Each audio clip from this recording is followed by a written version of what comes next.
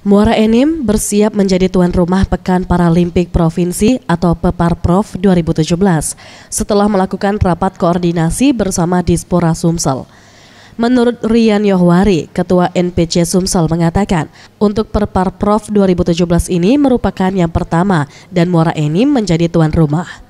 Sebanyak 350 atlet siap bertarung dari 13 kabupaten kota yang memainkan 5 cabur, yakni atletik, bulu tangkis, renang, catur, dan tenis meja dengan total 113 medali emas.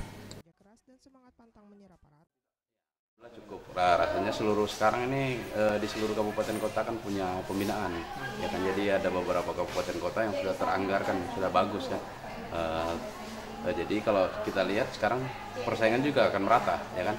Tinggal kami juga mensiasatin bahwa atlet-atlet pelatnas yang kemarin turun di Asian Para Games hanya boleh turun 1 nomor, khususnya atletik dan renang. Karena kita melihat mungkin potensi dari daerah kan. Jadi atlet pelatnas hanya kita batasi 1 nomor. Sementara itu, Febriansyah Kadispora Muara Enim mengaku siap untuk menyelenggarakan Peparprov 2017. Untuk mendukung hal tersebut, pihak Pemkab telah menyiapkan venue pertandingan sesuai dengan standar, agar event tersebut dapat berjalan sesuai yang direncanakan.